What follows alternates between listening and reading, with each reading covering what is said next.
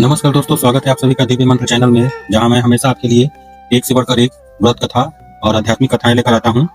और आज भी एक कथा लेकर आया हूं हनुमान जी का, जो कि आपने नहीं सुना होगा क्योंकि आप सभी ने वाल्मीकि रामायण पढ़ा है या सुना है, देखा है, जो भी है। आज मैं आपको बताऊंगा हनुमत रामायण, जो कि हनुमान जी ने खुद लिखा था। तो देखिए, इस हनुमत रामायण में हनुमान जी ने बताया है कि उन्होंने संजीवनी पर्वत को एक ही बार नहीं कितनी बार उठाया था, विभीषण और राम को मिलाने में हनुमान जी का कितना बड़ा हाथ था, और सबसे पहले किसने रामायण लिखी, हनुमान जी ने या वाल्मीकि जी ने। ये सब कई सारे फैक्ट्स हैं जो कि इस कहानी में क्लियर हुआ है। तो चलिए कहानी को शुरू करते हैं। और यदि आपने चैनल को सब्सक्राइब नहीं किया है तो प्लीज सब्सक्राइब कीजिएगा और बेल आइकन जरूर दबाइएगा, ताकि आने वाली हर वीडियो की नोटिफिकेशन सबसे पहले आप तक पहुंचे। तो शुरू करते हैं, लास्ट तक बने रहिएगा। देखिए, कहने का मतलब है कि वाल्मीकि रामायण के अलावा दुनिया भर की रामायण में हनुमान जी के संबंध में सैकड़ों कथाओं का वर्णन मिलता है। उनके बचपन से लेकर कलयुग तक तो हजारों कथाएं हमने पढ़े, लेकिन हनुमान जी को कलयुग का संकट मोचन देवता क्यों कहा गया है? एकमात्र इन्हीं की भक्ति फलदायी है। आइए ये सब जानते हैं। तो पहली भाग है जो, वो है चारों युग प्रताप तुम्हारा। इसका अर्थ क्या है? लंका विजय कर अयोध्या लौटने पर जब श्री राम उन्हें युद्ध में सहायता देने वाले विभीषण, सुग्रीव, अंगद आदि को कृतज्ञता स्वरूप उपहार देते हैं, तो हनुमान जी श्री राम से याचना करते हैं, यावद राम कथा वीर चरिष्यति महितले तावत् शरीरे वत्स्युन्तु नामम न संशय। अर्थात, हे वीर श्री राम, इस पृथ्वी पर जब तक राम कथा प्रचलित रहे तब तक निसंदेह मेरे प्राण इस शरीर में बसे रहें। इस पर श्री राम ने उन्हें आशीर्वाद देते हुए कहा, एवमेतत् कपिश्रेष्ठ भविता नात्र संशयः चरिष्यति कथा यावदेशा लोके च मामिका तावत् ते भविता कृति शरीरे व्यवस्था लोकाहि यावत् स्यांति तावत् अस्थ्यांति में कथा। मतलब, यह श्लोक है दोस्तों, थोड़ा सा कठिन पड़ जा रहा है पढ़ने में या बोलने में। तो देखिए, इसका मतलब है कि हे कपिश्रेष्ठ, ऐसा ही होगा, इसमें संदेह नहीं है कि संसार में मेरी कथा जब तक प्रचलित रहेगी तब तक तुम्हारी कृति अमिट रहेगी और तुम्हारे शरीर में प्राण भी रहेंगे ही। जब तक ये लोक बने रहेंगे तब तक मेरी कथाएं भी स्थिर रहेंगी।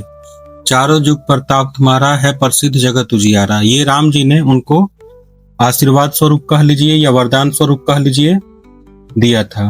अब देखिए, संजीवनी बूटी लाने के लिए हनुमान जी ने पर्वत को एक बार उठाया था, ऐसा हमें वाल्मीकि रामायण में मिलता है। लेकिन यहाँ पर क्या होता है कि, अब सुनिए, एक बार बचपन में ही हनुमान जी समुद्र में से संजीवनी पर्वत को देवगुरु बृहस्पति के कहने से अपने पिता के घर उठा लाते हैं। यह देखकर उनकी माता बहुत ही भावुक हो जाती है। इसके बाद राम रावण युद्ध के दौरान जब रावण के पुत्र मेघनाथ ने शक्ति बाण का प्रयोग किया तो लक्ष्मण सहित कई वानर मूर्छित हो गए थे। जामवंत के कहने पर हनुमान जी संजीवनी बूटी लेने द्रोणाचल पर्वत की ओर गए। जब उनको बूटी की पहचान नहीं हुई तब उन्होंने पर्वत के एक भाग को उठाया और वापस लौटने लगे। रास्ते में उनको कालनेमी राक्षस ने रोक लिया और युद्ध के लिए ललकारने लगा। तो कालनेमी राक्षस रावण का अनुचर था।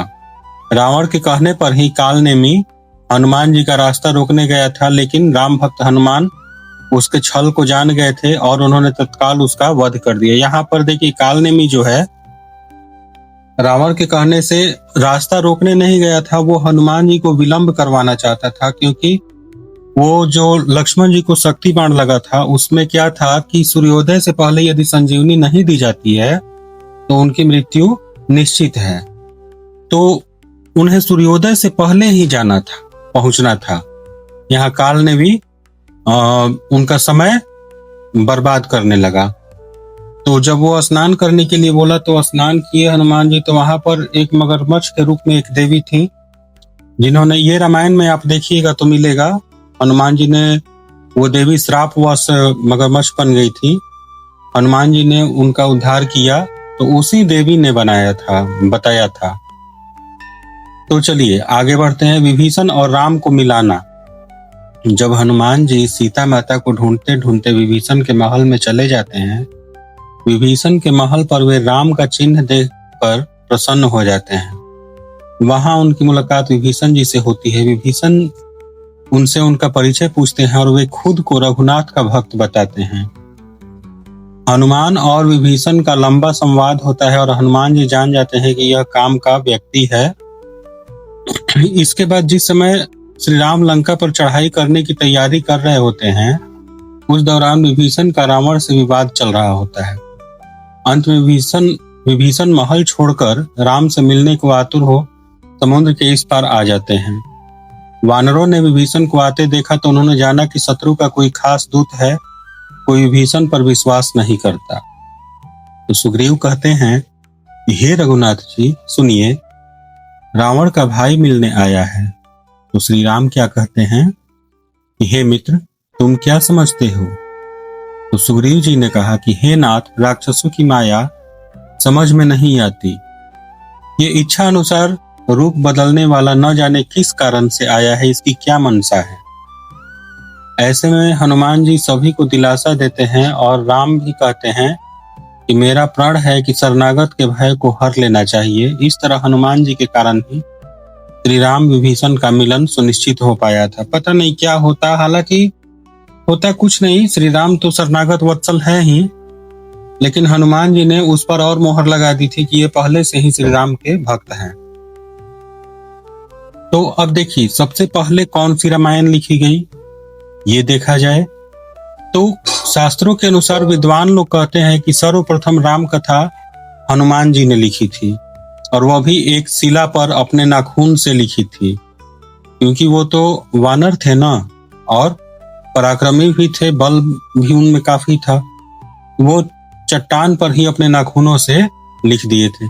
ये राम कथा वाल्मीकि जी की रामायण से भी पहले लिखी गई थी, और बहुत पहले। ये हनुमत रामायण के नाम से प्रसिद्ध है। ये घटना तब की है जब भगवान श्री राम रावण पर विजय प्राप्त करने के बाद अयोध्या में राज करने लगते हैं और श्री हनुमान जी हिमालय पर चले जाते हैं। वहां वे अपनी शिव तपस्या के दौरान एक शिला पर प्रतिदिन अपने नाखून से रामायण की कथा लिखते थे। इस तरह उन्होंने प्रभु श्री राम की पूरी महिमा का उल्लेख करते हुए हनुमत रामायण की रचना कर दी।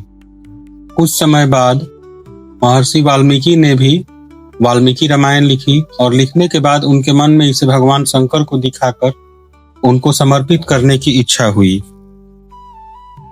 तो वे अपनी रामायण लेकर शिव के धाम कैलाश पर्वत पहुंच गए। वहां उन्होंने हनुमान जी को उनके द्वारा लिखी हुई हनुमत रामायण को देखा। हनुमत रामायण के दर्शन कर वाल्मीकि जी निराश हो गए। वाल्मीकि जी को निराश देखकर हनुमान जी ने उनसे उनकी निराशा का कारण पूछा, तो महर्षि बोले कि उन्होंने बड़े ही कठिन परिश्रम के बाद एक एक तथ्य खोज खोज कर लिखा, एक एक घटना को जांच परख करके लिखा, लेकिन आपकी रामायण देख करके मुझे लगता है कि आपके रामायण के सामने मेरी रामायण कुछ भी नहीं है और ये रामायण उपेक्षित हो जाएगी। तब वाल्मीकि जी की चिंता का शमन करते हुए श्री हनुमान जी ने हनुमत रामायण पर्वत शिला को एक कंधे पर उठाया और दूसरे कंधे पर महर्षि वाल्मीकि को बिठाकर समुद्र के पास गए और स्वयं द्वारा की गई रचना को श्री राम को समर्पित करते हुए समुद्र में समा दिया। तभी से कहा जाता है कि हनुमान द्वारा रची गई रामायण यानी कि हनुमत रामायण उपलब्ध नहीं है और वो आज भी समुद्र में ही स्थित है। हनुमान जी ने ऐसा इसलिए किया था क्योंकि वाल्मीकि जी ने रामायण लिखने में बार बार राम का नाम लिया था, और रामायण तो रामायण थी। आप खुद भी जान सकते हैं कि हनुमान जी कितने बड़े राम भक्त थे। उन्होंने देखा कि राम की भक्ति करने वाला कोई निराश न हो जाए, इसलिए उन्होंने अपनी रामायण को समुद्र के अंदर समा दिया, वो भी श्री राम का नाम लेते हुए। तो ये कहानी आपको कैसी लगी? प्लीज वीडियो को अच्छी लगी हो तो लाइक कीजिएगा, शेयर कीजिएगा और चैनल को सब्सक्राइब जरूर कीजिएगा। कमेंट में जय श्री राम लिखना ना भूलिएगा। तो चलते हैं, धन्यवाद। जय राम जी की जय, श्री सीताराम।